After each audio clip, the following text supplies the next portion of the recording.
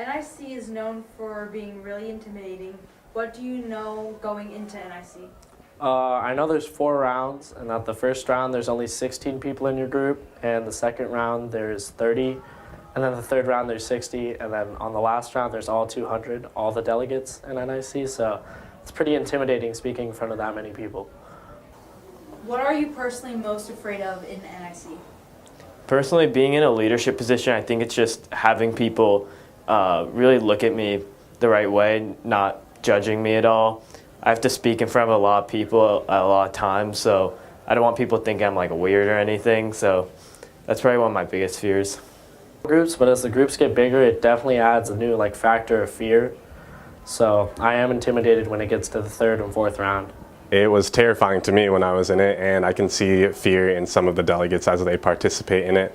I'd say the leading cause in my mind is that in ledge houses and con, you have a large platform and a big audience, so no matter what your stance is, you have backing on it. In NIC, it's more of an individualistic feel to it, and you're kind of stuck in a room, like getting dealt a hand of cards, and to make it out to the next round, you have to survive with whatever hand you're dealt. From the delegates' perspective, they're definitely most afraid of just public speaking. When I went into NIC, that was definitely my biggest fear.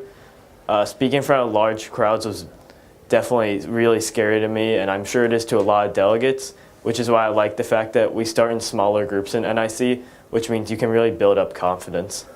I'm scared to be judged, and I don't want to mess up, and I'm scared that my proposal's not going to make it through.